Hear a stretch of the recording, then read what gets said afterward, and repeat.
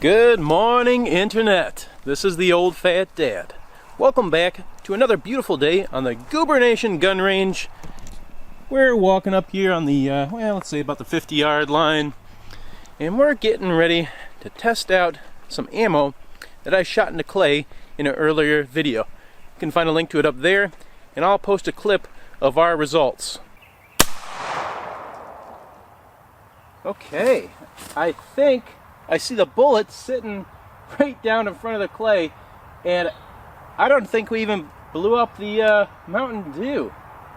Sorry for the clickbaity kind of title, but from those results you could see that this little bullet blew up quite spectacularly and did not have a ton of penetration, which makes me wonder, is this the best 300 Blackout ammo for situations where you don't want a ton of penetration but you do want to do a ton of damage? Let's find out. Here's the setup for today. I've got my 8.5-inch Palmetto State Modern Sporting Rifle. We've got the Hornady Black 110 grain VMAX, and the manufacturer has this rated at 2,375 feet per second. We'll be testing that later, but first let's go back to the clay. We're going to shoot this clay bare, see what kind of penetration we get and expansion, just to verify our results from the other video. I might do that 2 times actually, just to make sure there's no flukes. And then we're going to set it up with some denim and a little fence board and see what we get when we shoot it with that. Here's a quick look at those rounds. As you can see, a little polymer tip there, pretty lightweight. Otherwise, looks like standard 300 Blackout ammo. Alright, we've got the ammo set up, ready to go. Got our clay downfield there. Let's see what kind of results we get. And just so you know, I am not wearing ears because I've got my Form 1 suppressor on. I want to get an idea for how loud it's going to be if you're going to use this in a situation where you had to grab it real quick and didn't have a chance to put on ears. So let's see.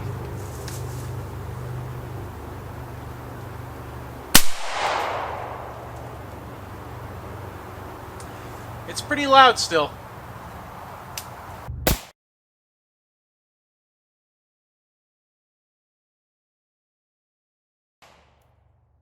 Okay, let's take a look at this damage here. And nice big hole out the front. Yeah, I can see we just got a ton of expansion here.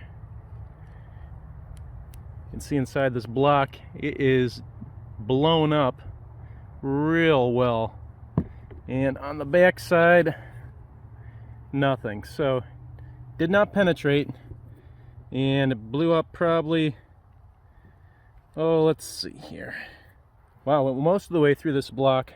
I believe this is our, no, where is our bullet? Okay, there is our bullet after all. So I can clean this thing up for you. Okay, that's about the cleanest I'm going to get it, and it expanded really well.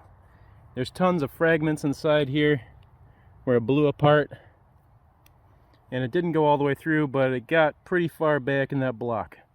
Even with that suppressor on there, I would describe that shot as uncomfortably loud. Definitely got my earplugs in for our future shots. And speaking of, we're going to take one more shot and we're going to verify our results from the previous shot. So let's go.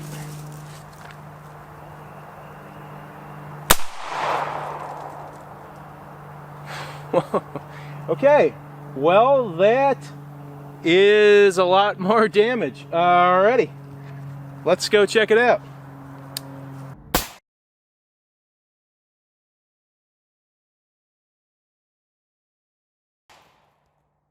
Well, there is definitely a difference between our first and second shots here. Let's pull this down, and holy crap, that is huge. This thing got blown up.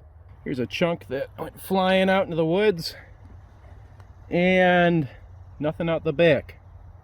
So, let's see if we can find that bullet, but let's admire that huge hole for just 1 second. Okay, let's find the bullet. Okay, I think this is our bullet right here, and this one exploded quite a bit more than the other one. I'll try and bring the other guy back here in a second and we can compare it. But there's not a whole lot left on this bullet. There was a very dramatic difference between the first and second shots, so I think this merits a third shot on the bear clay just to see what kind of results we get. I'm not sure at this point. If you want to leave a comment, I'd be interested in knowing what you think is going to happen. Also, if you have a good explanation why there might have been so much variation between that first and second shot, I'd be interested in hearing that as well. Let's shoot number 3 just to see what we can get.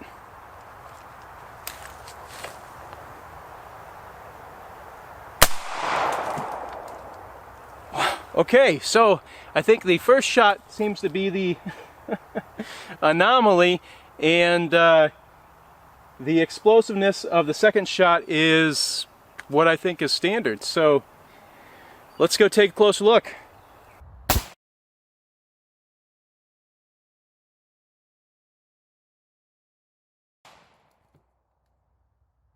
Here's our little downed warrior here. Oh, buddy. I gotta put it up. Hold on.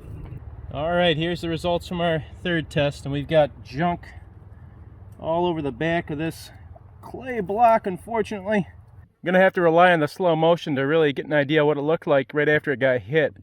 But I think we can say that we got a ton of initial damage, ton of expansion, blew up the clay, and did not go out the back side. Let's dig in there and try and find that bullet. And here is the bullet right there. I can get it out without cutting my fingers. It is sharp.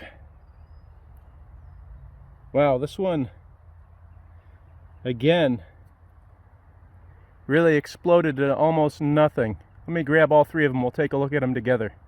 First shot, second shot, third shot. And this one has got quite a bit of weight left to it. Pretty thick. Second shot shed a ton of weight, but still pretty thick. And the third one is almost paper thin. This one really blew up.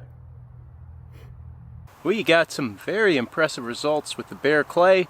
So now I got us set up with the denim. We got a little fence board and then the clay behind that. Let's see what kind of results we get. Is this bullet going to get smushed and fail to expand? I'm interested to find out.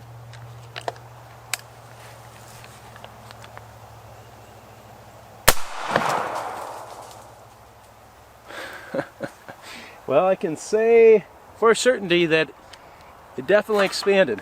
Let's go take a closer look.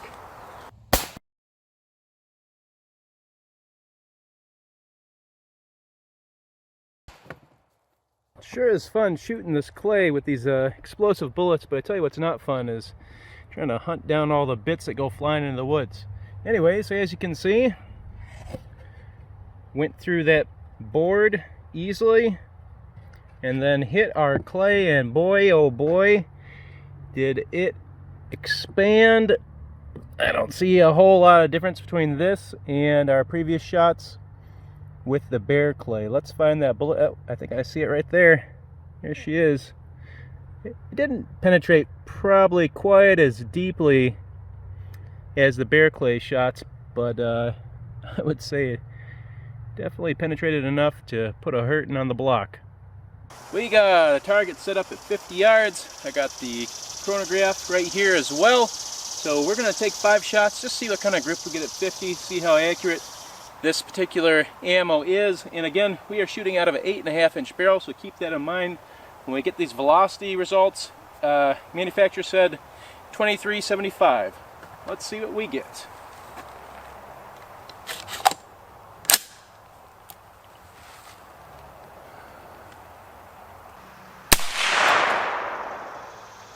.808 did not read. Let's see if we can get a better result. Alright, here we go. 2110. So about 200 less than the advertised velocity.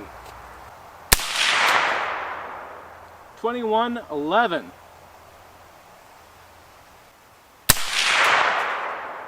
2091. 2067. So we're about 200 to 300 feet per second slower than our advertised velocity, but as we saw from the clay test, still plenty of speed to get that bullet to perform and expand like it was meant to. Now let's take a look at that target. Here is our target at 50 yards, and it's not too bad there, probably about 1.5 inches, so about 3 MOA. Please keep in mind though that this group size might be more representative of the shooter's abilities and the rifle's capabilities more than what the ammo can do. I apologize again for the little bit of a clickbaity title, but I think there's a pretty good argument to be made for using this ammo in your 300 Blackout when you want to do a lot of damage, but you do not want to penetrate or over penetrate. As always, thanks for watching. If you enjoyed the content, please like, subscribe, and if you got some spare change lying around somewhere, my PayPal details are right down there. I'd appreciate any support you could give the channel. Thanks again. We'll see you next time.